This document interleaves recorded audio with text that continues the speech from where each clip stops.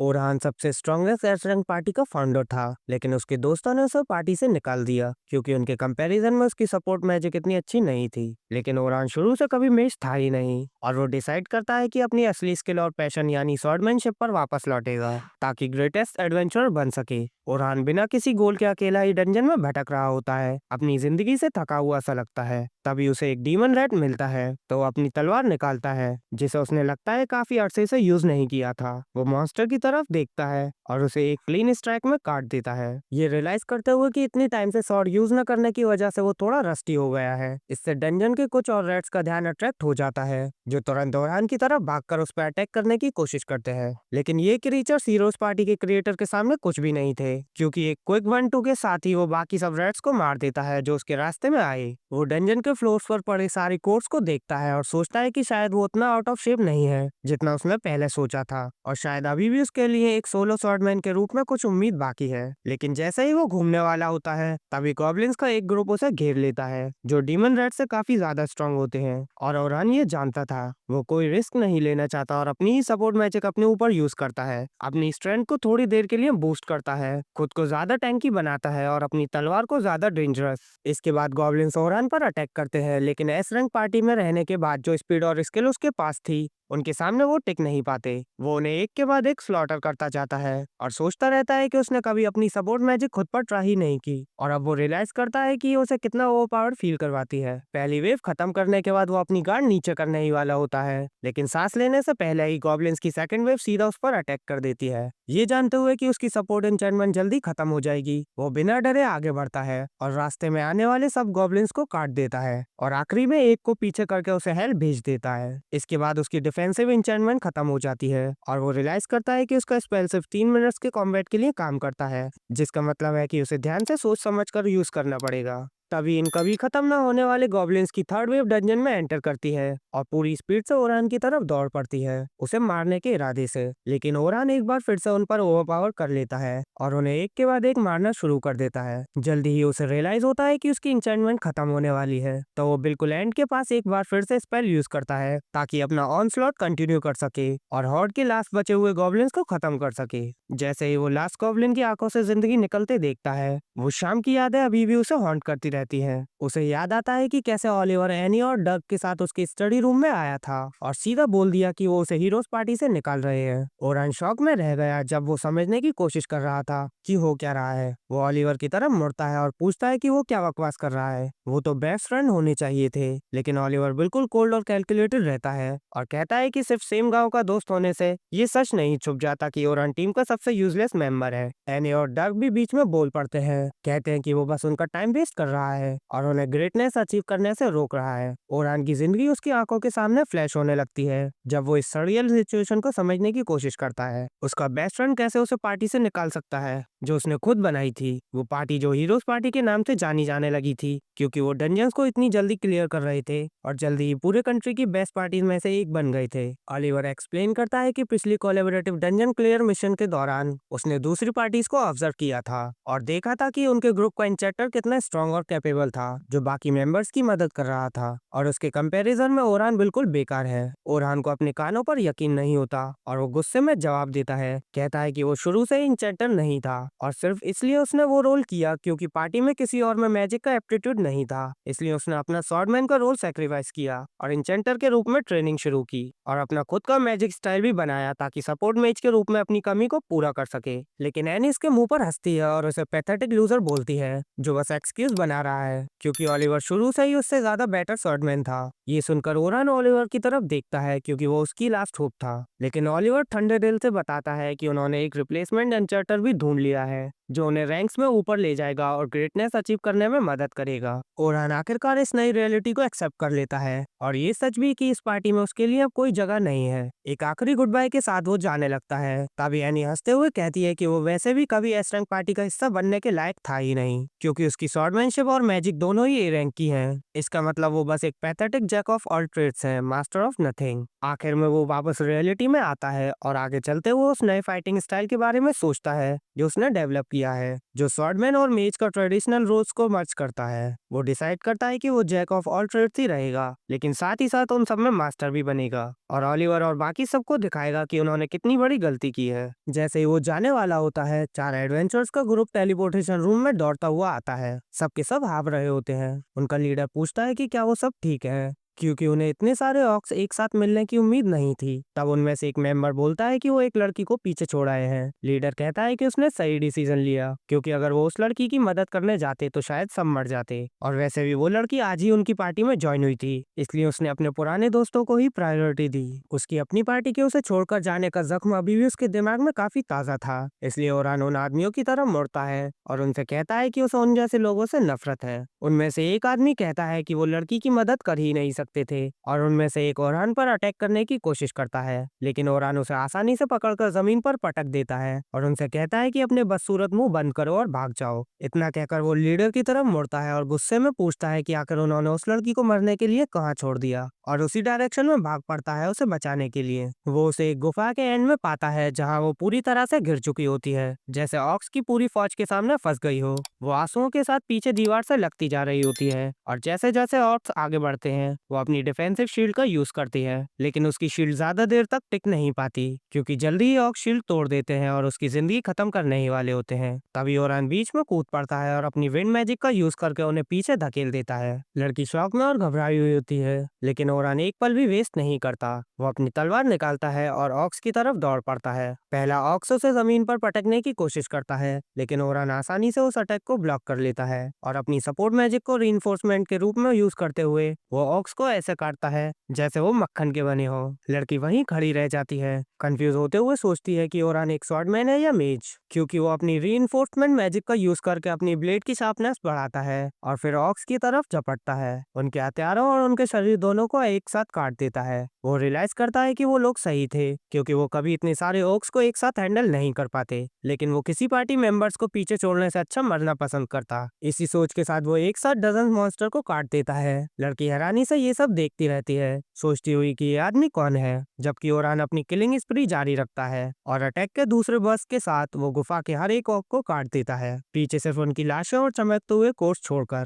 इसके बाद वो गुफा के एंड में खड़ी रेड हेड की तरफ मुड़ता है, लेकिन उसे जमीन पर गिरा हुआ पाता है जब एड्रेनलिन का असर खत्म हो जाता है। जब सूरज डूबने लगता है तब वो डंजन से बाहर निकलते हैं और रेड हेड अपना नाम सोफिया बताती है और उसकी जान बचाने के लिए शुक्रिया के तौर पर उसे डिनर के लिए पूछती है। ओरहन मान जाता है और उसके साथ सिल्वर रैबिट गिल्ड के एक टेवरन में जाता है। वो रियलाइज करता है कि वो खुद इसी गिल्ड की मेंबर है, क्योंकि उसके केप पर भी एक क्रेस्ट लगा होता है और उसे लगता है कि वो उसे किसी की याद दिलाती है, लेकिन वो समझ नहीं पाता किसकी। जल्दी ही ये कंफ्यूजन दूर हो जाता है जब सोफिया उसे अपनी बड़ी बहन सेल्मा से मिलवाती है, जिसे ओरहन पहले से जानता था, क्योंकि वो भी एक अलग पार्टी से एस रैंक इंचेंटर थी। सेल्मा पूरे देश की सबसे स्ट्रॉन्गेस्ट इंचेंटर थी और वही थी जिसने रोल्स को डिवाइड करने का सिस्टम बनाया था। स्वॉर्डमैन जो अटैक करता है, टैंक जो डैमेज ऑब्जॉर्व करता है और मेज जो सपोर्ट प्रोवाइड करता है। वो ओरहन को नफरत भरी नजरों से देखती है और उसे कहती है कि वो एफबीआई को कॉल करने वाली है, क्योंकि उसकी बहन सिर्फ 14 साल की है। ओरहन तुरंत कहता है कि उसका नाम एप्स्टाइन फाइल में नहीं है, इसलिए वो चिल करे, जबकि सोफी अपनी बहन को बताती है कि ओरहन ने वाकई उसकी जान बचाई है। इसके बाद सेल्मा थोड़ी शांत होती है और अपनी बहन को बिना बताए अकेले डंजन जाने के लिए डांटती है। थोड़ी देर बाद वो बातें करना शुरू करते हैं और ओरहन सेल्मा को बताता है उसे हीरोज पार्टी से निकाल दिया गया है, इसलिए वो इस वक्त लगभग एक वेगाबॉन्ड ही है। वो तुरंत सेल्मा की आंखों को चमकते हुए देखता है और सोचता है कि शायद वो उसे अपनी पार्टी में रिक्रूट करने के बारे में सोच रही है, लेकिन इससे पहले ही वो सेल्मा को बता देता है कि उसे फिलहाल किसी पार्टी को ज्वाइन करने का कोई प्लान नहीं है। सेल्मा उसे खुद को ज्यादा स्पेशल न समझने को कहती है और पूछती है कि क्या वो एक जॉब के लिए रेडी है। ये ओरहन के लिए काफी सरप्राइजिंग होता है और वो क्यूरियस हो जाता है और जॉब के बारे में पूछता है। सेल्मा बताती है कि उसकी गिल्ड की एक बहुत बड़ी पार्टी कल डंजन में जाने वाली है। उस पार्टी में काफी सारे नए एडवेंचर्स होंगे और हायर रैंक मेंबर्स का काम होगा उनकी रक्षा करना और हर 10 लेवल पर आने वाले फ्लोर बॉस को हराना और इंश्योर करना कि कोई कैजुअल्टी ना हो। वो कहती है कि ये एक्सपेडिशन एक स्पॉन्सर ने अप्रूव की है और उसे बहुत अच्छा लगेगा अगर ओरहन एक्स्ट्रा एडवेंचर के रूप में उनके साथ जाने के लिए मान जाए। वो ओरहन को ये भी बताती है कि वो उसकी स्किल और स्ट्रेंथ की बहुत रिस्पेक्ट करती है, वरना वो उसे ये ऑफर कभी नहीं करती। ये बात ओरहन के दिल को गहरा चोट पहुंचाती है, क्योंकि जिस वजह से उसे उसकी पार्टी से निकाला गया था वो ये थी कि उसके पार्टी मेंबर सेल्मा से बहुत इम्प्रेस हो गए थे जब वो अपनी मैजिक दिखा रही थी, और इसी वजह से उन्होंने डिसाइड किया कि उन्हें अपनी पार्टी के लिए एक बेटर मेच चाहिए। ओरान एग्री कर लेता है, लेकिन एक कंडीशन पर कि वो डंजन में सिर्फ एक स्वॉर्डमैन के रूप में ही जाएगा, क्योंकि अब वो मेज नहीं रहा। सलमा थोड़ी चिंतित होती है इस बात पर, लेकिन डिसाइड करती है कि उसे रिक्रूट करना ज्यादा इम्पोर्टेंट है, क्योंकि मोस्ट प्रोबेबली जब सिचुएशन बिगड़ेगी तो वो फिर से अपने मेन रोल मेज के रूप में ले लेगा। डिनर के बाद ओरान कुछ गियर खरीदने के लिए एक शॉप जाने का डिसाइड करता है, और वहाँ का बूढ़ा तुरंत उसे पुराने दोस्त की तरह ग्रीट करता है। वो बूढ़ा शुरू से ही ओरान का आर्मर और वेपन गाय रहा था, जब ओरान कुछ भी नहीं था, और भारी दिल के साथ ओरान बताता है कि वो अब उसके लिए एडवर्टाइजमेंट नहीं कर पाएगा, क्योंकि वो अब हीरो पार्टी में नहीं रहा। वो कहता है कि अब कोई इस बात की परवाह नहीं करेगा वो कौन से वेपन्स यूज करता है या आर्मर कहाँ से लेता है, और बूढ़े आदमी से उसे डिसअपॉइंट करने के लिए माफी मांगता है। बूढ़ा आदमी मुस्कुरा देता है और उसे अब तक के सब कुछ के लिए थैंक यू कहता है, ये दावा करते हुए कि लोग अभी भी उसकी बात सुनेंगे, क्योंकि वो एक सचमुच का अच्छा इंसान है जो स्ट्रांग है और एक दिन फिर से टॉप पर पहुंचने का रास्ता जरूर ढूंढ लेगा। ये बात उसे अनएक्सपेक्टेडली रुला देती है, क्योंकि वो रियलाइज करता है कि अभी भी कोई है जो उस पर भरोसा कर रहा है, और वो डिसाइड करता है कि वो अपनी पूरी जान लगा देगा और खुद को बिल्कुल नीचे से दोबारा रीबिल्ड करेगा। अगले सुबह ओरान सोफिया के साथ सिल्वर रैबिट क्लैन के हेड से मिलने जाता है, जिनका नाम विंस है। वो ओरान का अपने क्लैन बिल्डिंग में वेलकम करते हैं और अपना इंट्रोडक्शन देते हैं। ओरान जवाब देता है कि इतने पावरफुल क्लैन जैसे सिल्वर रैबिट के लीडर से मिलना उसके लिए एक ऑनर की बात है। विंस ये सुनकर मुस्कुराता है और कहता है कि उसे इतना टेंस होने की जरूरत नहीं है, क्योंकि वो दोनों बराबर हैं। विंस कहता है कि उसे ओरान की अचीवमेंट्स के बारे में अच्छी तरह पता है, और वो जानता है कि हीरोज पार्टी इतनी सक्सेसफुल होने के पीछे ओरान एक मेन रीजन था।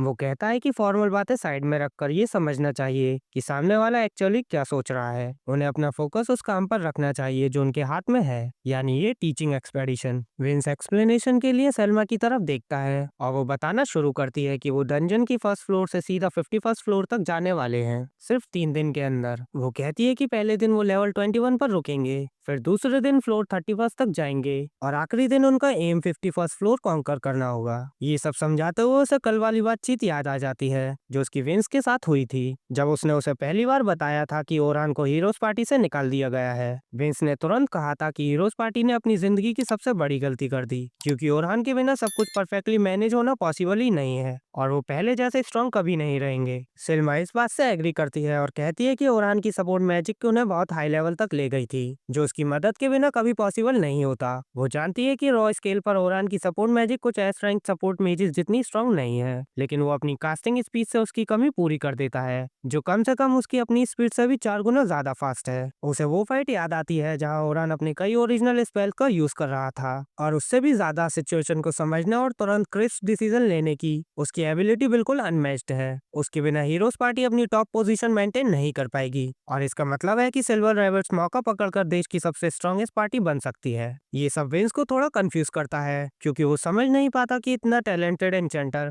ऐसे जॉइंट डंजन रेड के लिए क्यों एग्री करेगा, जहां उसे कुछ खास मिलने वाला नहीं है। सिल्वा जवाब देती है कि ज्यादातर टाइम सपोर्ट मेजिस को वो फेम नहीं मिलता जो उन्हें मिलना चाहिए। हाँ, वो खुद फेमस है, लेकिन सिर्फ इसलिए क्योंकि उसकी मूव्स फ्लैशी है और लोगों की नजर पकड़ लेती हैं, जबकि असल में जो ट्रूली स्ट्रॉन्ग मेजेस होते हैं वो अंधेरे में रह जाते हैं बिना किसी पहचान के। वो तब रियलिटी में वापस आती है जब ओरान बोलता है और कंफर्म करता है कि डंजन में जाने वाली 10 रू की पार्टीज होंगी और 5 एस्कॉर्ट, जिनमें सेल्मा और वो खुद शामिल होंगे। रूकीज रोटेशन में सारे मॉन्स्टर डील करेंगे, लेकिन अगर कुछ भी आउट ऑफ ऑर्डिनरी होता है तो एस्कॉर्ट बीच में कूदकर इंश्योर करेंगे कि रूकीज को कोई नुकसान ना हो। लेकिन उसे एक चीज कंफ्यूजिंग लगती है और वो पूछता है सिर्फ 5 एस्कॉर्ट ही क्यों है? अगर उनका आइडिया रूकीज को सेफ एक्सपीरियंस देना है तो फिर multiple A rank parties higher क्यों नहीं करते, 5 अलग अलग एस रैंकर्स के बजाय? सिल्मा जवाब देती है कि ऐसा इसलिए नहीं किया जा रहा ताकि रूकीज डंजन का प्रेशर भी एक्सपीरियंस करें और अपनी एबिलिटीज को ओवर एस्टिमेट ना करें। ओरान उसकी एक्सप्लेनेशन पर बिल्कुल विश्वास नहीं करता, लेकिन जानता है कि वो अपने असली मोटिव्स किसी आउटसाइडर को नहीं बताएंगे जो किसी क्लैन से एफिलेटेड नहीं है। इस सब के बावजूद ओरान क्वेस्ट एक्सेप्ट कर लेता है, क्योंकि वैसे भी उसके पास करने को और कुछ खास नहीं है। विंस इस बात से खुश होता है और कहता है कि उसे एडवांस में 2 गोल्ड कॉइन्स मिलेंगे और काम खत्म होने पर 10। ये ओरान को थोड़ा सरप्राइज करता है और वो पूछता है कि क्या ये ज्यादा नहीं है, क्योंकि ये तो लगभग 1 साल की कमाई है। लेकिन सलमा कहती है कि वो उसकी बहुत वैल्यू करते हैं और इसीलिए चाहते हैं कि उसे प्रॉपरली कंपेंसेट किया जाए। ओरान उनका शुक्रिया अदा करता है और अगली सुबह मिलने का वादा करता है, बेस्ट की उम्मीद के साथ। अगली सुबह जल्दी आ जाती है और ओरान डंजन के एंट्रेंस पर पहुंचता है, जहां उसे काफी सारे नए एडवेंचर्स अपनी जर्नी के लिए इंतजार करते दिखते हैं। वो जल्दी ही सोफिया और सलमा को रेडी पाता है और सलमा के आउटफिट की तारीफ करता है, जिससे सोफिया इरिटेट हो जाती है और उसे फिर से याद दिलाती है कि वो अभी माइनर है। ओरान उसे थोड़ा चिल करने को कहता है क्योंकि उसे माइकल जैक्सन भी पसंद नहीं था। सोफिया पूछती है कि वो अभी कहाँ रह रहा है, क्योंकि पहले वो अपनी पार्टी के मेंशन में रहता था, और जवाब देता है कि वो अभी इनमें रह रहा है लेकिन जल्दी ही एक प्रॉपर जगह ढूंढ लेगा। इसके बाद ओरान आसपास देखता है और कहता है कि लगता है सब आ चुके हैं, तो शायद एक्सपेडिशन स्टार्ट कर लेनी चाहिए। सेल्मा इस बात से एग्री करती है और सोफिया को अपनी पार्टी ज्वाइन करने को कहती है। फिर ओरान को उन बाकी 3 रिक्रूट्स के पास ले जाती है जो जर्नी को स्मूथली चलाने के लिए जिम्मेदार होंगे। सेल्मा उनसे ओरान को इंट्रोडक्शन करवाती है, कहते हुए कि वो बहुत ही ज्यादा स्ट्रांग है और वो उस पर भरोसा करती है। बाकी 3 एक्सकोर्ट तुरंत उसका वेलकम करते हैं।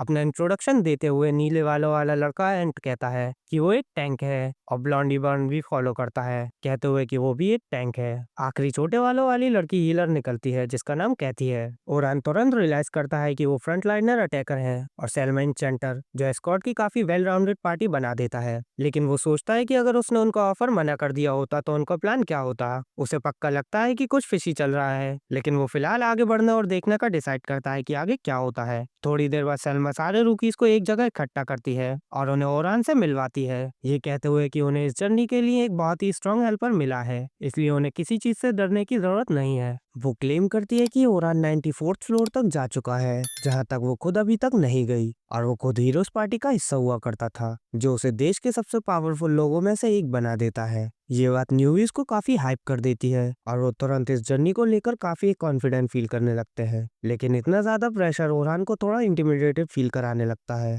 क्योंकि अब उसे पता है कि इतने सारे लोग बेसिकली उस पर डिपेंड कर रहे हैं। इतना कहने के बाद वो बाकी एस्कॉर्ट को अपनी अपनी पार्टी संभालने को कहती है और ओरान को बताती है कि वो 10th पार्टी लीड करेगा, जो उन सब में से सबसे ज्यादा प्रॉमिसिंग पार्टी है, और उसे ये भी लगता है कि सही गाइडेंस के साथ वो इजिली मिडिल लेवल डंजन्स को भी हैंडल कर सकते हैं। ये बात फिर से ओरान को थोड़ी कंफ्यूजिंग लगती है, क्योंकि वो सोचता है कि सबसे बढ़िया पार्टी उसे क्यों दी जा रही है, जो टेक्निकली एक आउटसाइडर है। फिर भी वो 10th ग्रुप की तरफ बढ़ता है और रियलाइज करता है कि सोफिया भी इसी ग्रुप में है। वो पूछता है कि क्या उनकी पार्टी का कोई मेंबर लेट है, क्योंकि उसे सिर्फ 3 लोग ही दिख रहे हैं। लेकिन एक ब्लॉन्ड लड़का जिसका नाम लोगन है क्लेम करता है कि सिर्फ वही 3 इस पार्टी का हिस्सा है। ये थोड़ा अनयूजुअल है क्योंकि 3 लोगों वाली पार्टी काफी रेयर होती है, लेकिन वो ब्लॉन्डी जवाब देता है कि पार्टी में सिर्फ 3 ही है, क्योंकि वैसे भी कोई और उनके साथ पेस मैच नहीं कर सकता। वो खुद को पार्टी का लीडर बताता है और क्लेम करता है कि वो एक इंचेंटर है जो खुद सेल्मा से भी बेटर बनने वाला है। ओरान तुरंत समझ जाता है कि इस लड़के को एटीट्यूड प्रॉब्लम है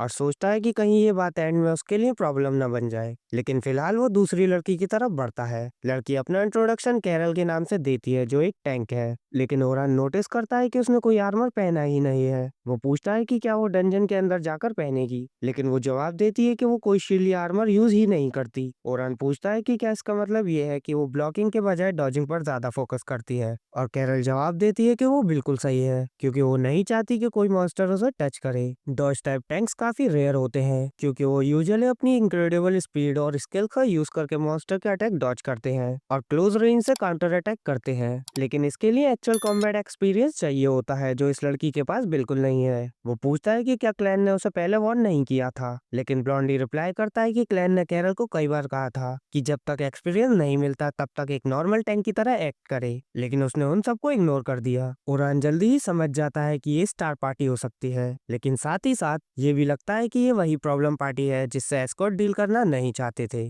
थोड़ी ही देर बाद एक्सपेडिशन फाइनली स्टार्ट होती है और वो सब डंजन के अंदर एंटर कर जाते हैं। कैरल एक पल के लिए भी चुप नहीं होती और लगातार ओरान से पूछती रहती है कि उसने पार्टी क्यों छोड़ दी, और उसे समझ ही नहीं आता कि उसे चुप कैसे करवाए। उनकी जर्नी अभी के लिए स्मूथली चलती रहती है, थैंक्स टू ओरान जो उनके पीछे मैजिकल ट्रैप्स सेट करता है, जो ऑटोमेटिकली छोटे मॉन्स्टर को डील कर देते हैं, क्योंकि वो बेकार बैटल्स पर टाइम वेस्ट नहीं करना चाहता। आखिरकार वो 20 फ्लोर पर पहुंच जाते हैं और अब ओरान को अपनी पार्टी के बारे में ज्यादा अच्छी समझ हो जाती है। वो रियलाइज करता है कि वो ब्लॉन्डी सिर्फ बातें ही नहीं करता, बल्कि उसके पास एक इंचेंटर के तौर पर काफी अच्छा स्किल लेवल है, और अगर ऐसे ही चलता रहा तो इजिली ए रैंक पार्टी के लेवल पर ऑपरेट कर सकते हैं। लेकिन वो डायरेक्शन देने में काफी वीक है, जो एक इंचेंटर के लिए काफी इंपॉर्टेंट होता है। कैरल काफी ज्यादा फास्ट है, जो उसे डॉज टाइप डिफेंडर के रूप में जरूरत भी होती है, लेकिन उसके साथ 2 प्रॉब्लम्स हैं। वो बिना सोचे समझे सीधा मॉन्स्टर पर रश कर जाती है, जबकि उसका प्राइमरी रोल ये होना चाहिए कि पार्टी प्रॉपरली डिफेंडेड रहे।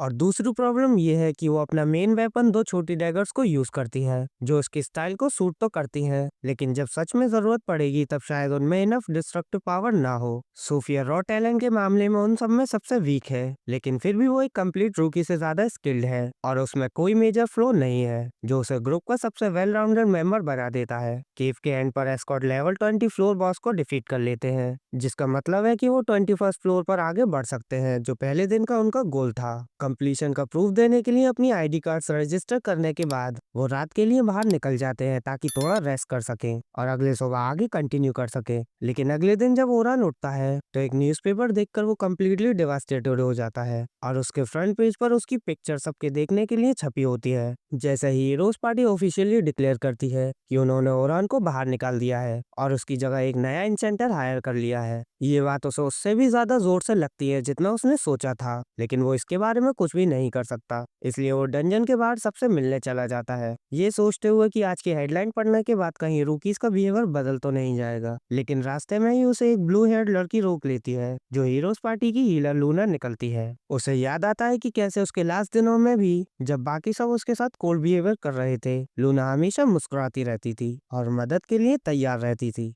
जिस दिन उसे पार्टी से बाहर निकाला गया था उस दिन वो किसी रेंट पर गई हुई थी, वरना बाकी लोगों के लिए उसे पार्टी से बाहर निकालना इतना आसान नहीं होता। लूना तुरंत ओरान के हाथ पकड़ लेती है और उसे वापस आने के लिए भीख मांगती है, ये कहते हुए कि वो पार्टी को समझाने का कोई ना कोई तरीका निकाल लेगी कि उन्हें उसकी कितनी जरूरत है। वो उनके साथ मिलकर ग्रेट डंजन क्लियर करने वाले प्रॉमिस का जिक्र करती है, लेकिन ये बात उसे और गुस्सा दिला देती है क्योंकि वो कहता है कि वो प्रॉमिस तीनों ने मिलकर किया था और वही बंदा जिसने उसे पार्टी से बाहर निकाला। टूटे हुए दिल के साथ वो मुड़कर लूना से कहता है कि वो उस पार्टी में कभी वापस नहीं आएगा और डंजन के एंट्रेंस की तरफ आगे बढ़ जाता है। रास्ते में ओरान ये सोचता है कि कैसे उसे हीरोज पार्टी से बैनिश कर दिया गया था और आज के न्यूज़पेपर में भी यही क्लियरली मेंशन किया गया था, जिसका मतलब है कि सारे नए रिक्रूट्स शायद अभी ये समझ ही नहीं पा रहे हैं कि उसके बारे में क्या सोचे, स्पेशली जब सैल्मा ने उसे हीरोज पार्टी से होने के नाम पर इतना हाइप किया था। लेकिन अब सच सामने आ चुका है। वो जल्दी ही डंजन के एंट्रेंस पर पहुंच जाता है जहां उसे सारे रूकीज अंदर जाने के लिए वेट करते हुए मिलते हैं, लेकिन पूरी एनर्जी बिल्कुल बदल चुकी होती है, जो क्लियरली दिखता है कि यहाँ मौजूद हर एक इंसान ने आज का न्यूज़पेपर देख लिया है।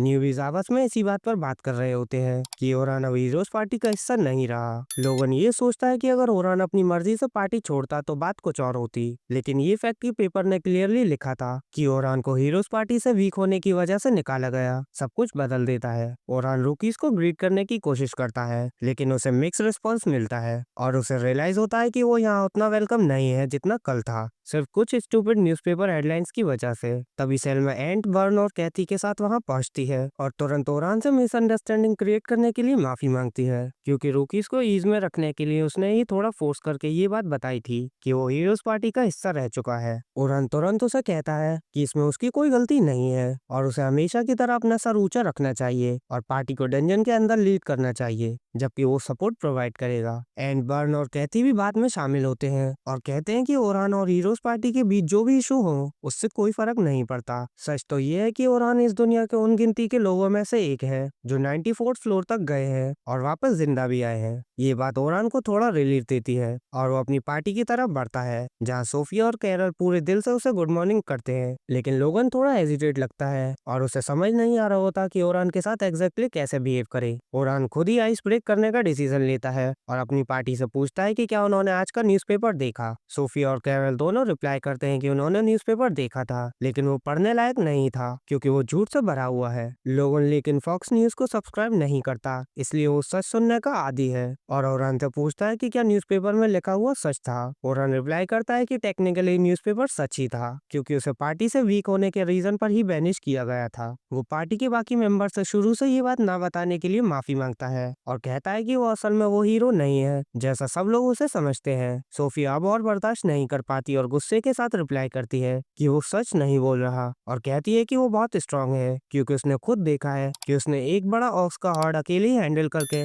बिना एक बूंद पसीना बहाए डिफीट कर दिया था। ओरान उसे उस पर भरोसा करने के लिए थैंक करता है और बाकी पार्टी को बताता है कि भले ही वो हीरोज पार्टी का हिस्सा नहीं है, लेकिन वो अभी भी काफी कैपेबल है कि उन्हें इजिली 51st फ्लोर तक पहुंचने में मदद कर सके और उनसे भरोसा रखना को कहता है। लड़कियां इस बात से सेटिस्फाइड लगती हैं, लेकिन लोगन डिसअपॉइंटेड लगता है क्योंकि उसे लगता है जैसे उसे धोखा दिया गया हो। वो जल्दी ही डंजन के अंदर एंटर कर जाते हैं और आज रिक्रूट्स को 21st फ्लोर से 35th फ्लोर तक जाना होता है, लेकिन अभी भी उसे कोई ऑर्डर्स या गाइडेंस देने की इजाजत नहीं होती और उसे सिर्फ पीछे रहकर ऑब्जर्व करना होता है। सिर्फ तब जंप इन करना होता है जब चीजें ज्यादा आउट ऑफ हैंड होने लगे। उनकी जर्नी स्मूथली कंटिन्यू होती है जब कैरल 24th फ्लोर के सारे मॉन्स्टर को अपने ट्विंग डैगर और up close personal fighting style की मदद से डील करती है, जबकि सोफिया लेवल 30 पर बड़े मॉन्स्टर को हैंडल कर लेती है, जो ओरन को और भी सरप्राइज कर देता है और वो सोचता है कि कहीं उसने सोफिया को थोड़ा अंडर एस्टिमेट तो नहीं कर दिया। जल्दी ही वो 31st फ्लोर पहुंच जाते हैं जो मिडिल फ्लोर्स होते हैं और इसका मतलब ये होता है कि अब रूकीज अननोन टेरिटरी में है और उन्हें अपने साथ मौजूद गाइड्स की एडवाइस और हेल्प की जरूरत है। इस बार ओरन लीड लेता है और अपनी पार्टी से आगे चलने लगता है, ये इंश्योर करते हुए कि इस फ्लोर पर कुछ भी अनयूजुअल छुपा हुआ ना हो। तभी उसे आगे गॉब्लिन्स के एक ग्रुप की प्रेजेंस महसूस होती है और वो अपनी पार्टी को फाइट के लिए रेडी होने को कहता है। वो ये भी रियलाइज करता है कि एक स्ट्रॉक भी इसी एरिया में भटक रहा है जो फाइट को थोड़ा ट्रिकी बना सकता है, लेकिन क्योंकि उसके रूकीज का बैच काफी अच्छा फाइट करता है, उसे इस बैटल के हारने की कोई चिंता नहीं होती। वो तुरंत कैरल को गॉब्लिन्स पर अटैक करने को कहता है और सोफिया को अपनी लॉन्ग रेंज मैजिकल स्पेल्स की मदद से ऑग को डील करने के लिए कहता है। दोनों उसकी इंस्ट्रक्शन फॉलो करते हैं, जहां कैरल तुरंत अटैक मोड में चली जाती है और गॉब्लिन्स के साथ क्लैश करने लगती है, जबकि सोफिया ऑग को फेस करने के लिए रेडी हो जाती है।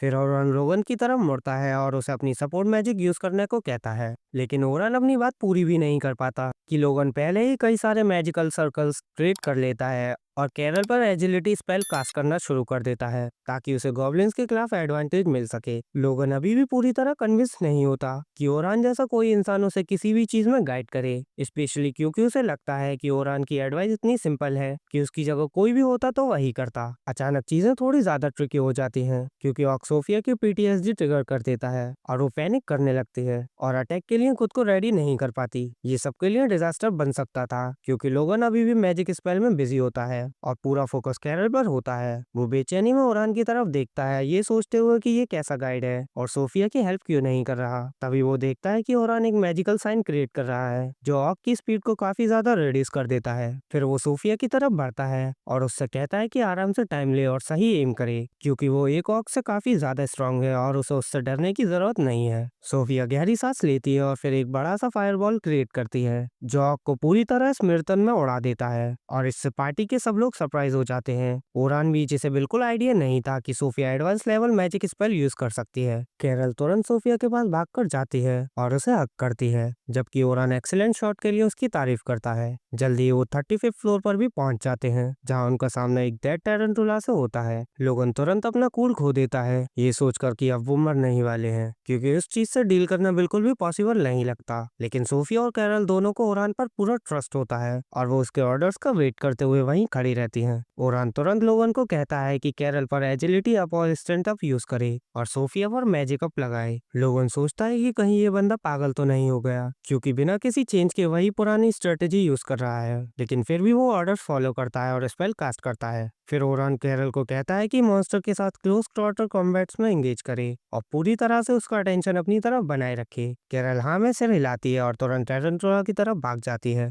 लोगन उसे रोकने की कोशिश करता है, लेकिन ओरान उसे रोक देता है और कहता है कि अगर वो आगे गया तो सब लोग बड़ी डिसएडवांटेज में आ जाएंगे, इसलिए उन्हें वेट एंड वॉच करना चाहिए। फिर ओरान सोफिया को कहता है कि मॉन्स्टर पर जंप करे और उसकी बैक को शर्ट करते हुए स्लैश करे। सोफिया तुरंत असाइनमेंट समझ जाती है, मॉन्स्टर के सर पर जंप करती है और अपनी ब्लेड को आगे से पीछे तक चला देती है। ओरान फिर उसे कहता है कि मॉन्स्टर का अटेंशन अपनी तरफ रखे, लेकिन उसे केयरफुल रहना होगा क्योंकि स्पाइडर वेनमस है, इसलिए हर अटैक को बिना फील्ड डॉज करना जरूरी है। स्पाइडर अपनी नुकीली टांगों से कैरल को स्टेप करने की कोशिश करता है, लेकिन कैरल एक के बाद एक अटैक डॉज करती रहती है और कुछ अटैक्स को वापस डिफ्लेक्ट भी कर देती है जो मॉन्स्टर को सरप्राइज कर देता है। ओरान लोगन को कहता है कि कैरल पर स्पेल कंटिन्यू रखे क्योंकि इस वक्त उसकी लाइफ उसके हाथों में है। इसके बाद वो सोफिया की तरफ मुड़ता है और उसे मॉन्स्टर को पिन डाउन करने को कहता है। सोफिया तुरंत असाइनमेंट समझ जाती है और अपनी एरो कटर एबिलिटी का यूज करके उसकी टांगे काट देती है, जिससे मॉन्स्टर जमीन पर गिर जाता है। कैरल सेलिब्रेट करने लगती है, लेकिन ओरान उसे केयरफुल रहने को कहता है क्योंकि बैटल अभी खत्म नहीं हुई है। लेकिन एडवाइस थोड़ी लेट हो जाती है क्योंकि स्पाइडर मॉन्स्टर अभी जिंदा होता है और अपनी वेब से कैरल कैरल को पकड़कर अपनी तरफ खींचने लगता है। ओरान तुरंत लोगन को कैरल पर स्टंट अप और स्पीड अप देने को कहता है। विची बिना और बहस के कर देता है, लेकिन कैरल पैनिक करने लगती है और वेब से खुद को छुड़ा नहीं पाती और हेल्प के लिए ओरान से भीख मांगती है।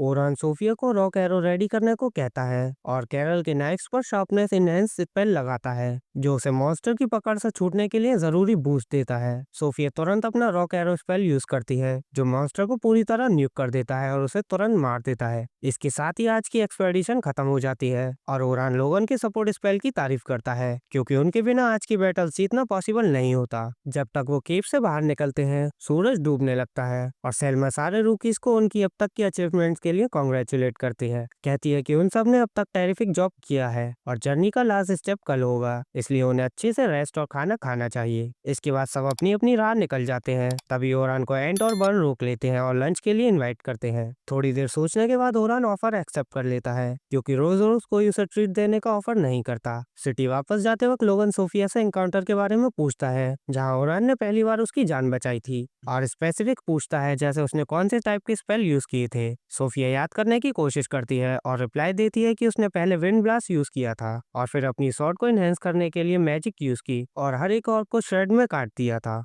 लोगन रियलाइज करता है कि ओरान में कुछ तो काफी अलग है, क्योंकि आज उसने देखा कि ओरान ने कितनी कैजुअली एक स्पेल यूज करके उस ऑर्क की एजिलिटी कम कर दी जो सोफिया की तरफ आ रहा था। इस टाइप के मैजिक स्पेल्स को डिवप कहा जाता है और ये करना बहुत ज्यादा मुश्किल होता है। यहाँ तक कि सेल्मा जैसे टैलेंटेड मेजेस भी मुश्किल से कुछ दिनों में सिर्फ एक डिवप यूज कर पाते हैं, वो भी काफी सारी प्रिपरेशन के साथ। और इसके अलावा ओरान एक परफेक्ट स्पेल कास्टर की तरह एक्ट कर रहा था और उसे बिल्कुल पता था कि टीम फाइट में स्पेल का कौन सा एस्पेक्ट कब यूज करना है। उसे ये भी पता था कि हर एनहेंसमेंट का एग्जैक्ट टाइमिंग कब खत्म होगा और उसने एनिमी के मूवमेंट प्रेडिक्ट करने के लिए प्रीम्प्टिव स्पेल भी यूज किए। इससे लोगन को रियलाइज होता है कि उसने ओरान को पूरी तरह गलत समझा था और वो सिर्फ एक नॉर्मल मेज नहीं बल्कि एक एक्चुअल जीनियस है। सिटी वापस आकर ओरान बर्न और एंड के साथ एक टेबल पर रुकता है और वो उसे कहते हैं कि जो भी चाहे ऑर्डर करे सब उनकी तरफ से होगा। फिर वो उससे उसके एक्चुअल रोल के बारे में पूछते हैं, क्योंकि हीरोज पार्टी में वो एक इंचेंटर था, लेकिन अब वो खुद को स्वॉर्डमैन कह रहा है। ओरान रिप्लाई करता है कि जब से उसने अपने ग्रैंडफादर को एक बड़ा बीस्ट मारते देखा था जो एक बार विलेज में आ गया था, तब से वो हमेशा स्वॉर्डमैन ही बनना चाहता था। उसके दिमाग में ये बात पक्की हो गई थी कि चाहे कुछ भी हो